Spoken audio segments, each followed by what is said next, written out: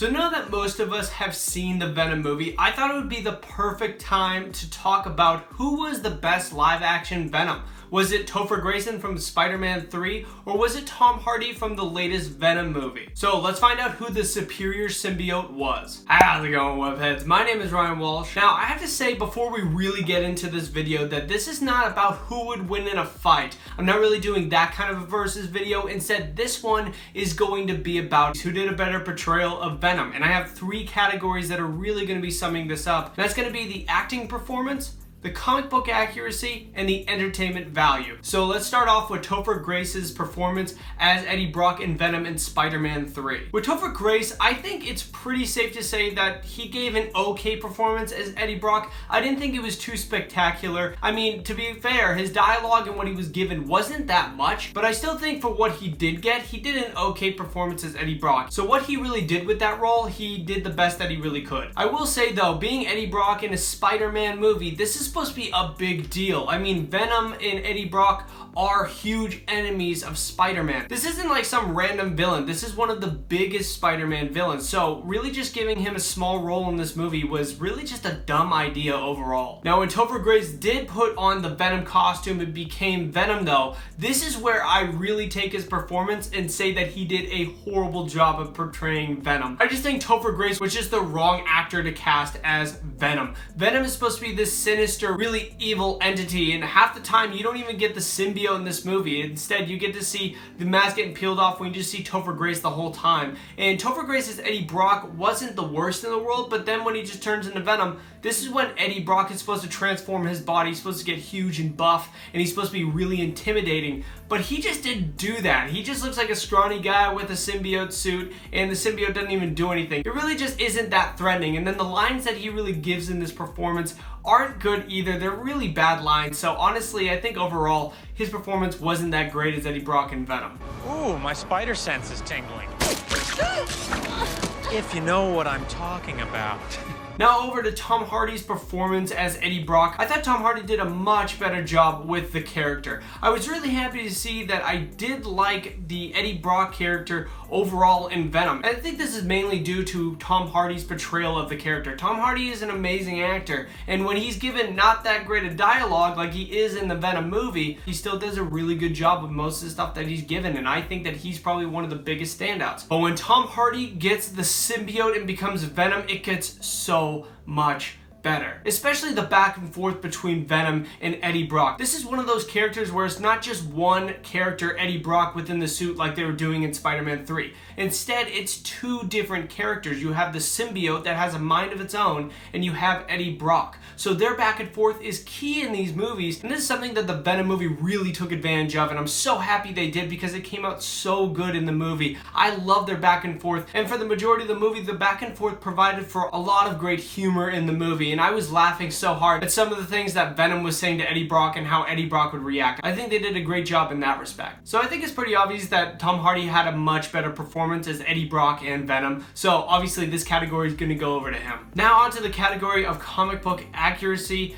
and with Eddie Brock and Venom in Spider-Man 3, I have to say the origin of the character is pretty good. I think it's very spot on for what you're gonna get from a live action origin of Venom. Obviously, it isn't perfect because you don't get to see Spider-Man get the symbiote on Battleworld during Secret Wars, but at least we do get to see Spider-Man get the symbiote before Eddie Brock does. And it's even better that we see Spider-Man with the symbiote the majority of the time throughout the movie. Just like how Spider-Man had the costume in the comics for like 50 issues of the Amazing Spider-Man series. He had it for a long time before Eddie Brock got it. And when Spider-Man takes off the costume, we get to see the classic bell tower scene from Web of Spider-Man #1. Now, right when Spider-Man takes off the costume, this is when Eddie Brock gets it immediately in the movie. And that doesn't really happen in the comic books, but to be honest with you, it might as well have happened. I don't think it's that big of a deal that you see Eddie Brock get it moments after instead of like, say, a couple days after. But Eddie Brock still does get it in a church after he got fired because he faked a picture. So all of that really did line up to the comic books, even though the timeline was shrunk a little bit. However, when we do see Venom on screen, his appearance isn't perfect. When we really just look at Venom overall, Venom is supposed to be this big, bulky creature, and he's supposed to be just a beast. But you don't really see that in this movie. You see kind of a scrawnier Venom. Yeah, he's still pretty cut, but he's not like Hulk size. That's the kind of Venom size that's in the comic books. He's so much bigger than Spider-Man. He makes Spider-Man look so small. But at least we did get to see that classic Venom spider on the chest and the back. Overall, though, I think it's a pretty accurate representation of the origin of Eddie Brock and Venom in the visual look of Venom from the comics. With the Venom movie, they not only tried to do the origin, but they also tried to tie in the Lethal Protector storyline as well. And I have to really just point out that the Lethal Protector storyline, it's pretty hard to take that storyline and put it on screen. So I'm not surprised that they really just didn't do anything of what happened in Lethal Protector. They just took certain characters and that's all they really did from it. For Eddie's background though, the movie did a good job of showing that he was a reporter for the Daily Globe and his entire downfall they were really teasing, but also they had a second downfall as well. So they really did show the audience exactly what happens to Eddie Brock and why it's so easy for him to turn into a villain. But when it comes to Venom and how he got introduced in the comics, that's completely ignored. There's no origin story accurate to the comic books at all in this movie. It was completely changed. And Spider-Man is nowhere to be found in this movie. I have to say though, Venom's overall look is pretty spot on, minus the spider on his chest and his back. So I had to give this category overall to Topher Grace's Venom, just because his origin was so spot on to the comic books. Now before we go on to the final category, I do have to give my comment shout out to Dippy Dinosaur from commenting on the last Venom review video. If you guys want a chance to get your comment shouted out in the next video, definitely be sure to comment below. Now on to the entertainment value category.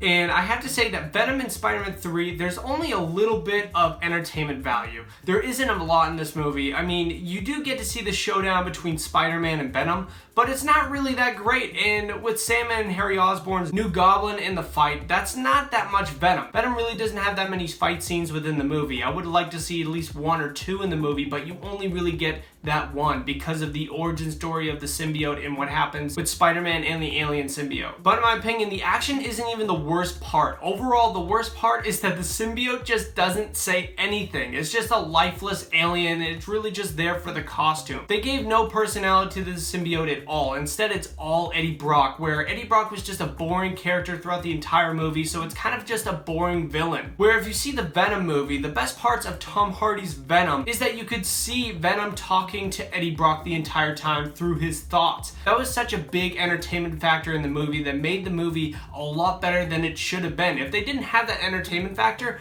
I probably would think that Venom was probably one of the worst comic book movies ever made. But because they had that awesome relationship between Venom and Eddie Brock, it made the movie so much better. If you're gonna stay, you will only hurt bad people. The way I see it, we can do whatever we want.